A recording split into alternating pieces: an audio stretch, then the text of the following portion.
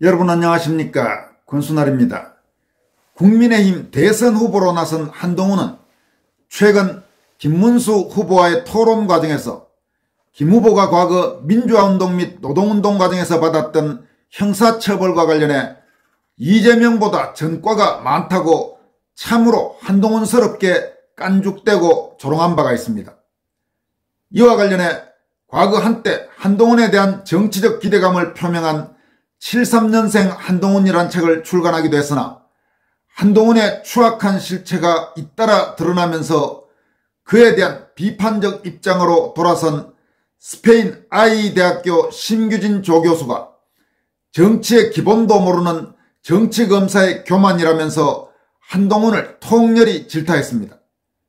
심 교수는 세상 모든 사람을 범죄자나 기소 대상으로만 보는 그 정치검사가 이 위대한 김문수를 향해 이재명보다 전과가 많다고 조롱했다면서 그는 이 당을 위해 헌신하고 지켜온 정치 선배들에 대한 인간적인 예의와 품격조차 갖추지 못했다고 일침을 가했습니다.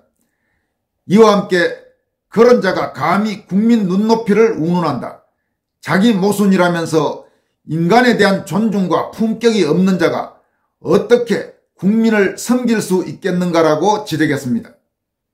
심 교수는 영혼은 공허하고 분칠과 자기 치장만으로 국가를 경영하겠다고 나서는 모습이 참으로 어처구니가 없다면서 한동훈의 부상은 결국 보수 우파가 썩어 문드러져 몰락했음을 적나라하게 시사할 뿐이다. 한동훈의 심장은 썩었다고 직격탄을 날렸습니다. 심규진 교수는 오늘 자신의 소셜미디어에 올린 글에서 먼저 김문수 후보가 과거 젊은 시절 민주화운동 및 노동운동을 하던 당시 체포돼 고문을 받던 구체적인 상황을 김문수 스토리 청에 나와 있는 내용을 인용한다면서 다음과 같이 소개했습니다. 그의 나이 30살, 처음 경험한 감옥 생활은 참혹했다.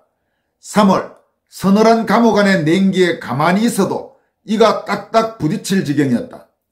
바닥에 깔린 가마니 위로 구더기를 비롯한 온갖 벌레들이 기어다녔다. 시체를 버리더라도 이런 곳에 버리지 않겠다는 생각이 들 정도로 더럽고 처참했다.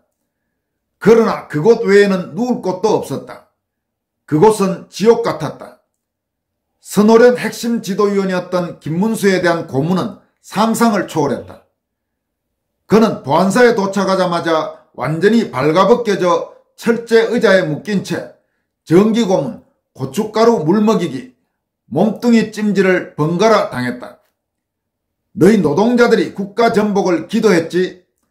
거짓 자백을 강요당하며 심상정 박노해의 행방을 대라며 추궁당했다. 그는 그 모든 모진 고문을 견디면서도 결코 동료들의 행방이나 존재를 발설하지 않았다. 그러자 고문의 강도는 더욱 악랄해졌다. 출처 김문수 스토리 청중.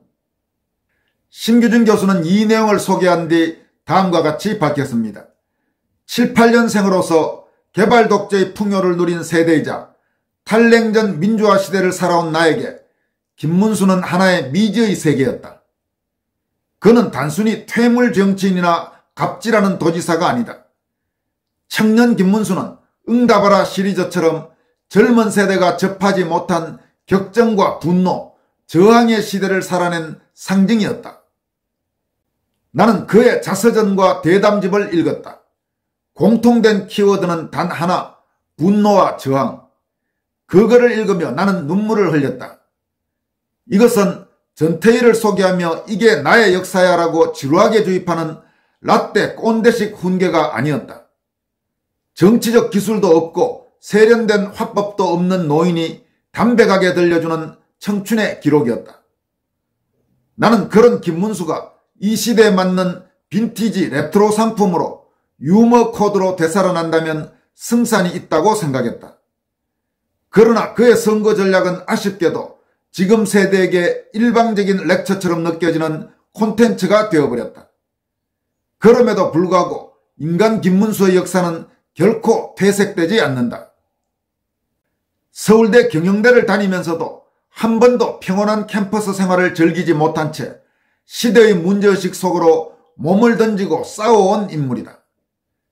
심 교수는 이어서 본격적으로 그런 김문수를 이재명 같은 잡범과 비교해 이재명보다 전과가 더 많다 이렇게 조롱하고 깐죽된 한동훈의 정말 견딜 수 없는 행태에 대한 분노와 질타를 이어갑니다. 그런데 세상 모든 사람을 범죄자나 기소 대상으로만 보는 그 정치검사가 이 위대한 김문수를 향해 이재명보다 전과가 많다고 조롱했다. 어처구니가 없었다. 그는 이 당을 위해 헌신하고 지켜온 정치 선배들에 대한 인간적인 예의와 품격조차 갖추지 못했다. 그런 자가 감히 국민 눈높이를 운운한다. 자기 모순이다. 인간에 대한 존중과 품격이 없는 자가 어떻게 국민을 섬길 수 있겠는가? 그 정치검사는 나경원 의원에 대해서도 패스트트랙 기소를 두고 죄 빼달라고 청탁했다고 검사 본능을 드러냈다. 그러나 당원들의 분노가 거세지자 결국 쫄아서 사과했다. 정치를 하겠다면 당신의 인생으로 누군가의 가슴을 울려본 적은 있는가?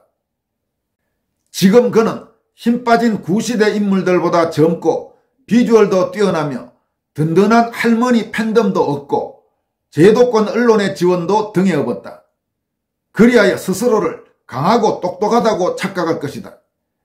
전 국민이 내란 수괴라고 욕하도록 프레임을 짠 그 정치검사가 이제 이 당을 내란 동조당으로 몰아 혼자 정의로운 척, 똑똑한 척, 교원 영색으로 이 당을 헐값에 저가 매수하려 하고 있다.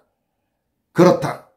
그는 누군가를 배신하지 않았고 능력도 뛰어나며 법무부 장관도 했고 체포동의안도 받아냈다. 그러나 이재명은 여전히 구속되지 않았고 총선은 그렇게 처참히 패배했다. 그 모든 결과에도 불구하고 자신은 잘못이 없다고 생각할 것이다. 좋다. 그렇게 생각하라. 하지만 기억하라. 정치는 머리로 하는 것이 아니다. 정치는 가슴으로 하는 것이다.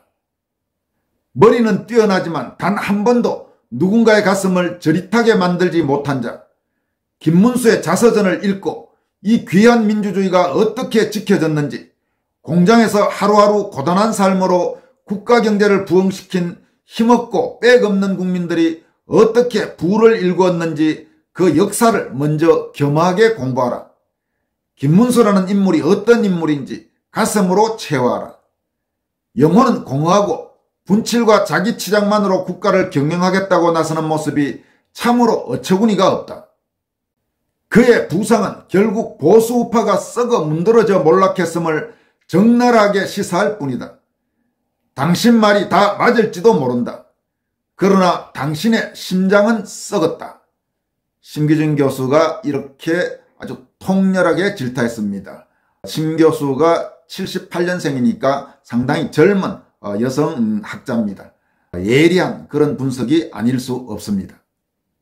심기준 교수는 또 별도의 글을 통해서는 윤석열은 끝났으니까 무조건 결집해서 한동훈을 밀라고 강요하는 듯한 구시대 강남좌파 기득권 보수 세력을 다음과 같이 통렬히 비판했습니다. 탄핵당한 것은 윤석열이지 보수가 탄핵당한 것은 아니다. 이 말이 너무 웃기다. 윤석열을 탄핵시킨 것은 친한계이고 지키지 못한 것은 국민의힘이다. 윤석열을 지킨 것은 아스팔트의 국민들이었다. 아무튼 이재명은 막아야 한다면서 무조건 결집하라를 외치는데 왜 이재명과 윤석열이 각각 좌파 1타, 우파 1타인지 이해를 못하고 있다. 기득권 타파가 지금의 시대 정신인데 이재명은 그 기득권 구체제 타파를 베네수엘라식으로 하겠다는 것이고 윤석열은 트럼프식으로 하겠다는 것이 다를 뿐이다. 문제는 2030들은 윤석열을 지지하고 있고 4050 현 기득권들은 이재명을 지지하고 있다는 점, 그리고 시대를 따라가지 못한 세력은 기득권 엘리트주의 보신 세력이다. 이들은 6070 예국 어르신 세대에게 끊임없이 가스라이팅하면서 가두리 양식장에 가두며 이재명은 악마이고 윤석열은 끝났으니 한동훈 밀라고 강요하는 구시대 강남좌파 보수라는 것이다. 87체제 주류운동권 정당, 삼권장악 무소불위 주류 패권 더불어당보다 가장 취약한 먼저 썰려나갈 플랫폼이라는 거다. 김문수, 나경원이 그나마 보수 재건의 인프라를 제공할 정도의 정치인일 뿐 결론적으로 기득권 보수 세력은 이재명도 그리고 윤석열도 이기지 못한다. 이렇게 밝혔습니다.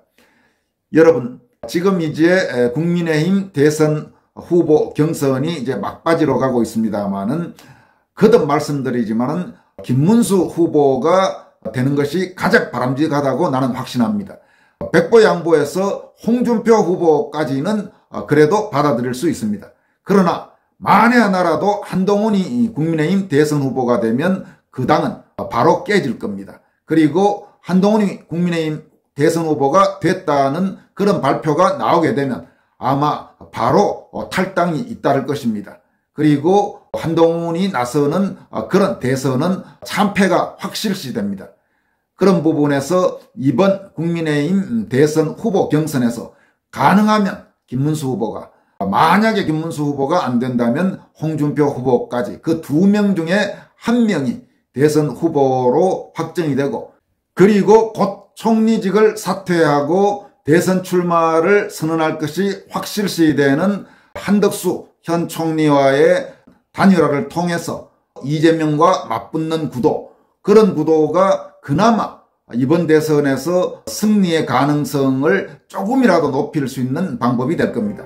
그런데 그 과정에서 다시 말씀드리지만은 한동훈이 국민의힘 대선 후보가 돼서는 그 모든 일들이 물거품이 될 것입니다. 지금까지 권순할TV였습니다. 여러분 고맙습니다.